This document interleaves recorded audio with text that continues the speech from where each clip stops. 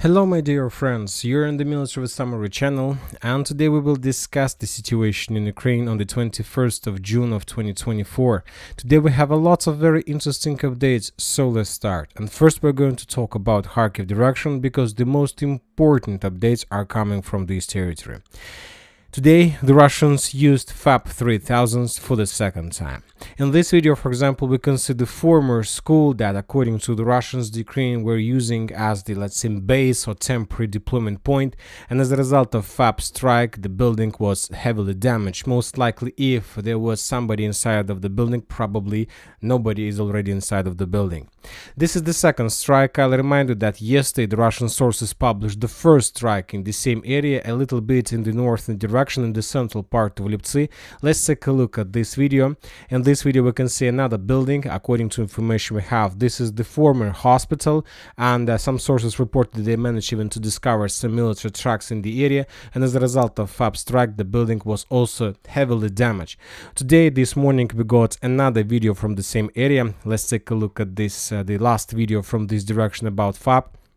In this video we can see the movement of some soldiers in the area or some civilians who were filming the consequences of FAB-3000 attack, and exactly on this second we see a very big hole inside of the building, which confirms that most likely the building was completely reduced to ruins from inside. So these are very important videos, and this is probably the most important, let's say, event of the special military operation. I'm talking about the beginning of the use of FAB-3000. Of course, there are lots of purposes by the Russians why to use this type of weapon, and of course the main question, why exactly the Russians start using this type of weapon right now, these days, not a year ago. Why the Russians are using this right now, why the Russians start using this aviation bomb during the rumors and talks about possible Ukrainian greatest counteroffensive version number 3. The first version took place in 2022, the second version took place in Robotyne, and this is the third version of Ukrainian greatest counteroffensive operation. And the answer to there are a lot of answers to this question, and for example, one of the answers to this questions we can find, let's say, from the post of the 79th Air Mobile Brigade, who's responsible for Konstantinovka, Novomikhailivka direction. They post their, let's say, information a lot, and for example today they also shared with their opinion, and they're saying that sometimes these days, like yesterday, today, and let's say probably tomorrow, sometimes there is a silence, let's say, silence and complete stabilization of the front line. So for example, let's say a few days in a row there were clashes, very heavy attempts from the Russian side to attack, and at some moment complete silence and no attempt from the Russian side to assault Ukraine positions. And the Ukrainians are sharing information between each other, and they reported that from now on, they start thinking that the Russians stopped or paused their another attempt to attack because the Russians are planning to start using FAB-3000 on their position. So we don't know for sure whether the Russians managed to deal significant damage in Kharkiv and Liptsy, but we know for sure that the Russians managed to deal significant mental damage to the Ukrainians, and most precisely to the Ukrainian soldiers. And for example, the forces of 79th Brigade claims that they don't know how the Ukrainians are planning to bring these bombs down, but they hope that Ukrainian authorities and Ukrainian commanders do have solution for this. So of course, whether the Ukrainians have solution for this or not, or they don't have, we don't know. But we know for sure that according to information we have, the United States of America promised to send every single Patriot missile to Ukraine, more precisely to Kharkiv. And as I understand, to bring down every single FAB-3000 that the Russians are planning to use. So this is the situation from the Ukrainian side, and now we need to answer the next important question, whether the Russians, by using FAB-3000, are able to break the situation in Ukraine completely and to finish the special military operation in their favor. So let's discuss this question, and let's try to find an answer to this question. And to understand this, we need to have answers to few more questions. The first one is whether the Russians have significant number of special blocks, special equipment that they, let's say, establish on Su-34 for these purposes. Let's say to bomb, to carry, and to bomb Ukraine positions with FAB-3000. The second question, whether the Russians have a lot of, let's say, FAB-3000s that they can use for these purposes. And as I understand, the first two questions, this one, the Russians have significant number of bombs. We will not discuss these questions because we already know the answer to these questions.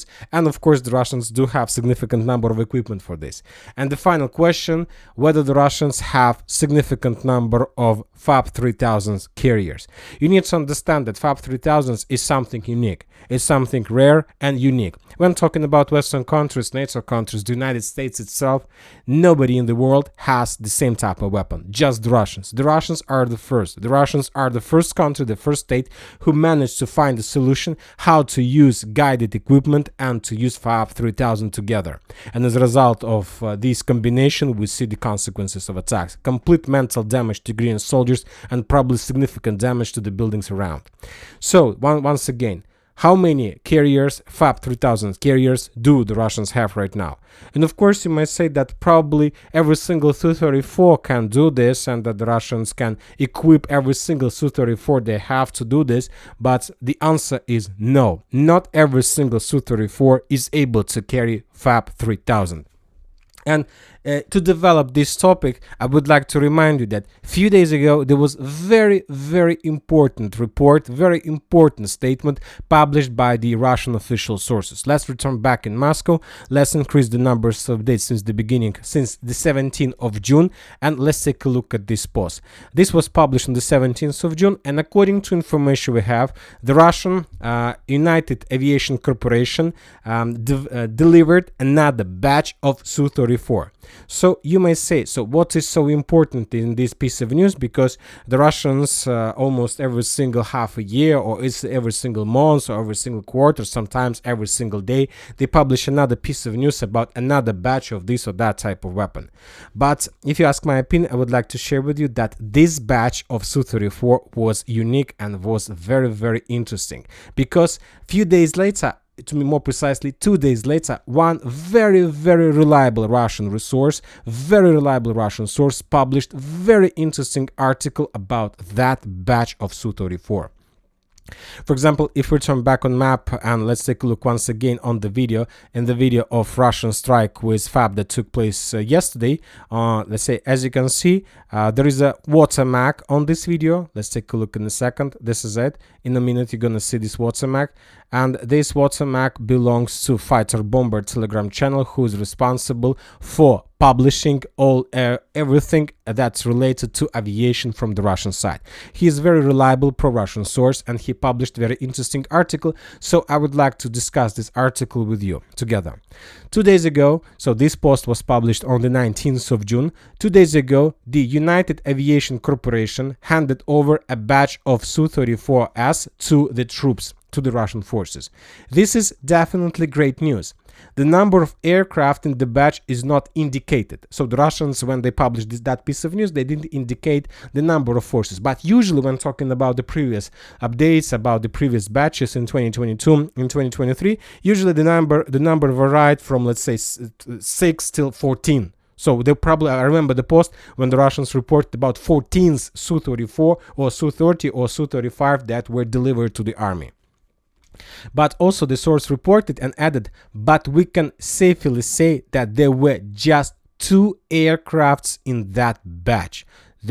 So in more than 6 months, very important statement, 2 new Su-34 aircraft were delivered to Russian army. And according to the Russian sources also, and we have only known non-combat losses of the Su-34 since May 5 of this year also were 2. So just imagine yourself, since the beginning of May, the Ukrainians lost 2 Su-34, and during the previous half a year, the Russians also produced and delivered to army just 2. So of course we see that there is no balance. So most likely the Russians since the beginning of this year lost more Su-34 than they produced. And the question is why the Russians stopped producing Su-34, probably the only carrier and the only, let's say, very powerful, very upgraded, very modern carrier that can attack the territory of Ukraine with different calibers of FAB. So, and once again, the last statement, I really want to believe and hope that the manifold increase in aircraft production announced last year is not just 2 Su-34s per 6 months, and we will know the seat transfer batches of aircraft at least monthly or at moment quarterly. So now this is the answer. This is the answer to the question, how many carriers the Russians have of FAB-3000. So, and the question is why the Russians produced just 2 Su-34 during the previous 6 months. The answer to the question is very simple. The technology of the use of FAB-3000 is very difficult, as I understand, and the Russians stopped production of Su-34 because they were trying to find a solution and they were trying to finish this technology. And as soon as they finished this technology, they produced just 2 Su-34 that can carry FAB-3000, and these 234 were delivered to the army.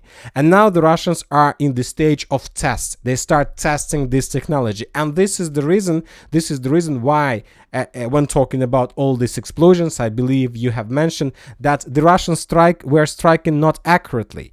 The Russians published 2 videos, but on these 2 videos, we didn't see that the Russians managed to hit the buildings.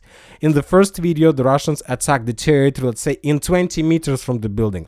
In the second video that was published today, we can see the same picture. The Russians hit, say, the territory in the vicinity around the building, but not the building itself. So let's take a look at this video once again. This is the building that the Russians were targeting, and the bomb arrived a little bit further, let's say a little bit further in the southwestern direction. So the Russians didn't hit. So we can make that 100% sure that the bombs are still not accurate for 100%. So the technology is new, technology is unique, and there are still a lot of job to do. And currently what we're seeing right now is the test. This is the military, the test in the ground, the test on the fields, when the Russians try to use this weapon, of course, and to test and to maintain this technology. And as soon as the Russians finish the maintenance of this technology, they will implement every single Su-34 with this technology, and then we're gonna see maybe not hundreds but tens of Su-34 that are able to carry FAB-3000. And now the main question, how many carriers the Russians have? And as I understand, based on the information we received during the previous days, the Russians have just 2 Su-34 that can carry FAB-3000. And now the most important question, whether 2 Su-34 is enough to break the situation completely and to win the special military operation. Of course, 2 Su-34 is a very big number. It's a very big number because the damage these machines can deal is significant. And the most important, the brain and mental damage is even bigger than the ground damage and damage to, let's say, buildings and equipment. And another thing that the Russians launched this technology. Of course, during June, there are going to be just 2 Su-34. Maybe in July or in August, the Russians will deliver additional few machines. Of course, with these 2 machines and this limited number of Su-34, the Russians are not able to break the entire situation along the line of combat contact, starting, let's say, from Kherson and ending, let's say, somewhere in Kharkiv. But these 2 machines obviously are able to break the situation at least on one direction. And as you can see, the Russians start using Su-34 exactly on Kharkiv direction. Why is that? Because during the previous few days we talk a lot about the beginning and the preparation from the Ukrainian side of their greatest counter-offensive operation version 3.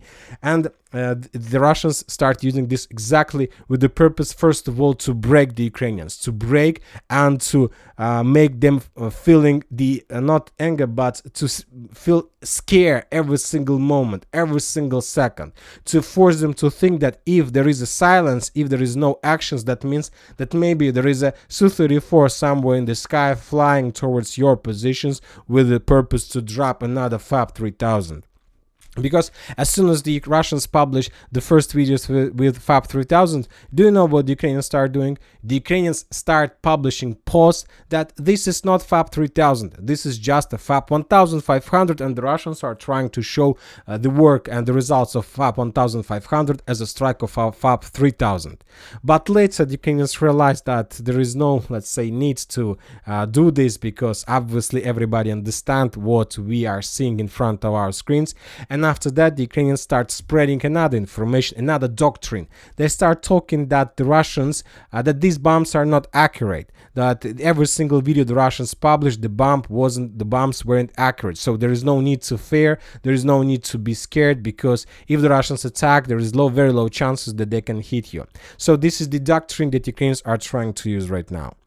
And of course, as we discussed, the Ukrainians are planning to begin the greatest counteroffensive number 3, and that's why the Ukrainians and the Russians shown this weapon, this bomb, right exactly in this period to break the Ukrainian plans. And of course, we understand what is going to be next. If Ukrainian third version of greatest counteroffensive breaks, we know what is going to be next. And for these purposes, of course, we got additional updates from the borderlands between Belarus and Ukraine. Today, according to information we have, the special forces from Canada arrived in Kiev. Their task is to check all roads in the northern direction and mine roads from Belarus towards Ukraine, as well as conduct engineering surveys in the Sumy and Chernigov regions. The main task is to prevent the Russian armed forces from breaking through to Sumy and Chernigov in the event of the failure of the counteroffensive 3.0 of the armed forces of Ukraine in Kharkiv and Zaporozhye directions. And you know, this is a very important statement. The real reason why Canadian special forces arrived in Kiev, not to mine fields, not to check, not to make surveys in Sumy and in the Sumy and Chernigov regions, the real problem, the real reason they arrived is audit, to make an audit, because during the previous days of the special military operation, the Ukrainians published significant number of reports and posts along the border with Belarus that there are 5, 4, 6, maybe even hundreds of lines of minefields of the fortifications.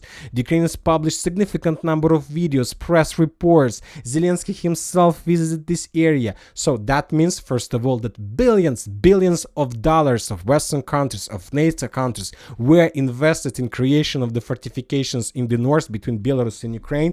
But now we know the real results of Ukrainian fortifications, building the fortifications in Kharkiv. Basically, there is no fortifications at all. And now the Western countries understand that there are very high chances that nothing is in this area as well. Maybe those were just videos, beautiful videos, and Russia and Belarus as well has a real 100% information that there is no minefields, no fortifications, and anytime Belarus with Russia can make another attack from Belarus towards Kiev, and this is going to be the end of the special military operation as well.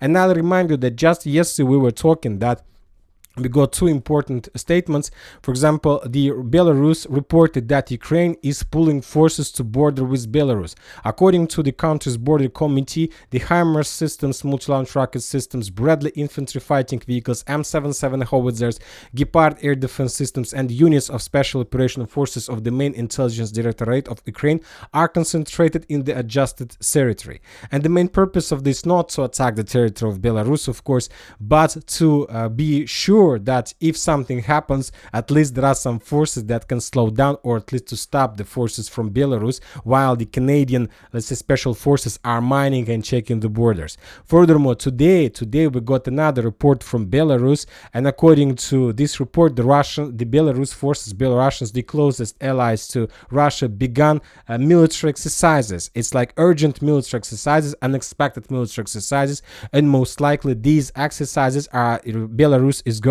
to, let's say, start and run along the border with Ukraine, also with the purpose to concentrate as many as possible forces. And this is done with the purpose as a plan B, as a primary plan for Russia in case of Kharkiv counteroffensive. Because once again, if Ukrainians are defeated in Kharkiv counteroffensive number 3, it's a very good option for Belarus and for forces concentrated in Belarus to start attacking Kiev.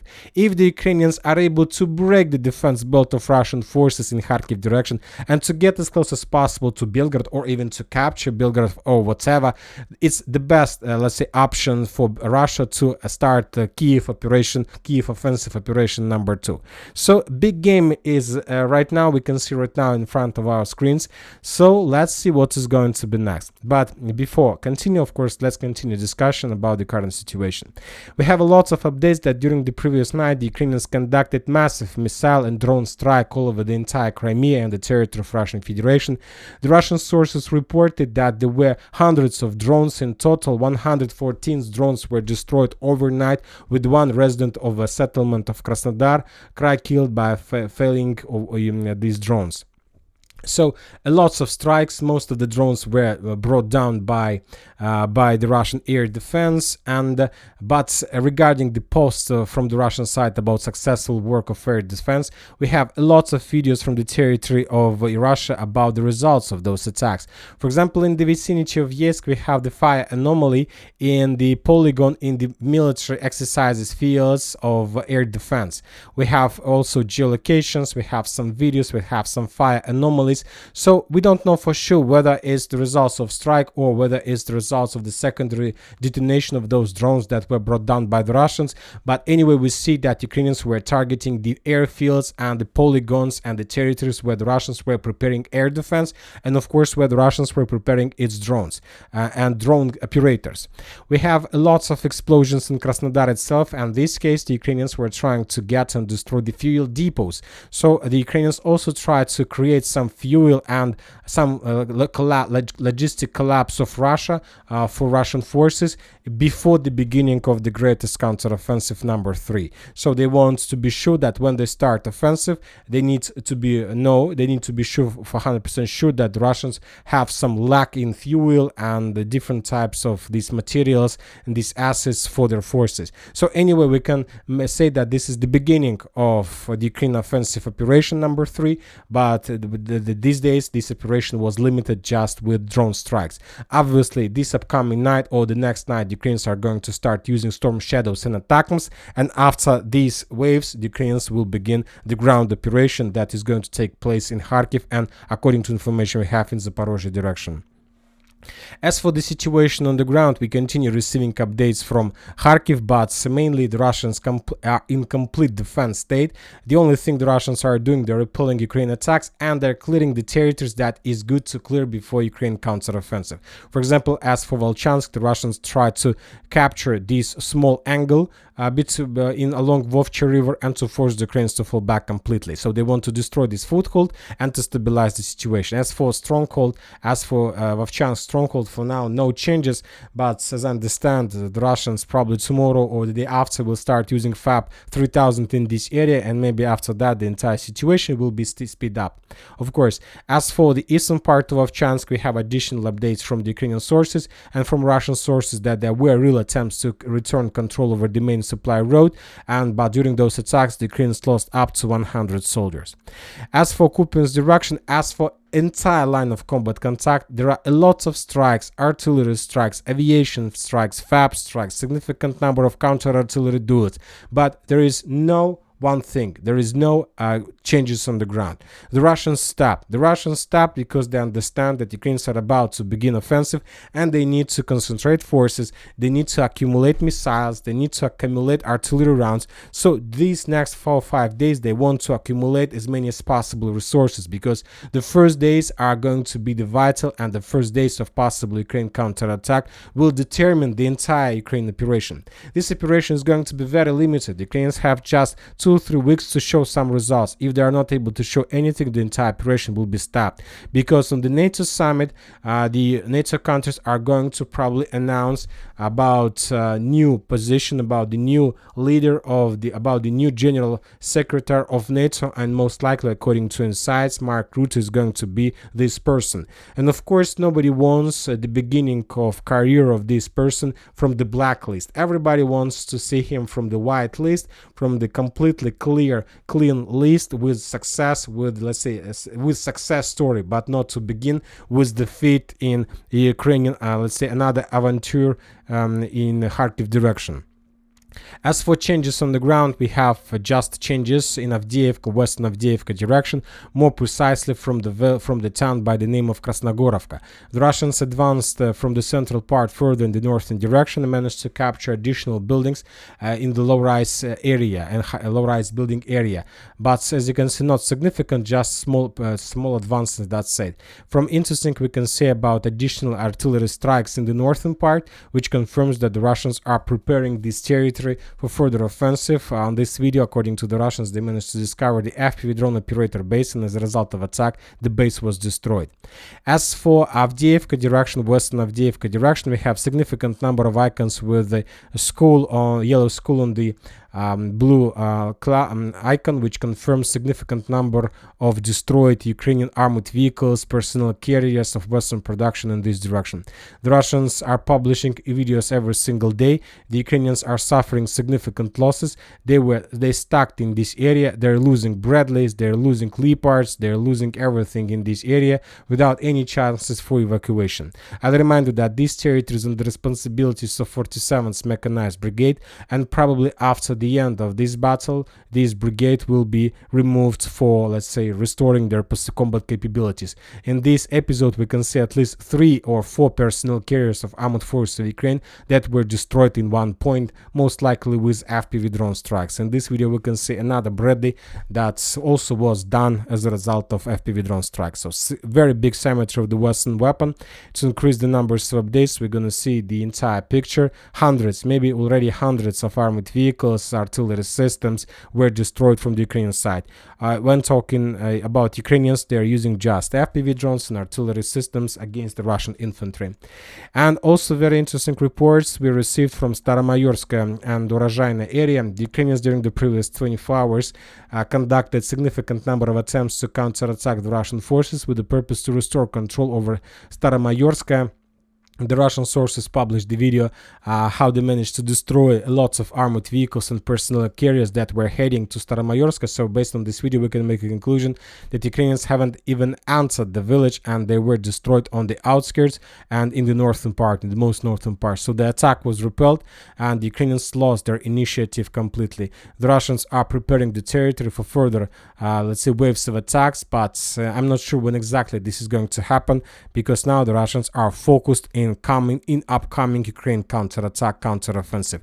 The Ukrainians concentrated thousands of people, maybe a few hundred thousands of soldiers were already prepared, but these are unqualified, with low-skilled soldiers, former prisoners, and those who were captured from the streets probably a few weeks ago. And all these people would be sent under the fire of FAB-3000. And that's it for today. Military Summer Channel reminds you to condemn any violence in the world. Thank you for watching. Subscribe to my channel, put your likes to my page, and have a good day. Bye bye.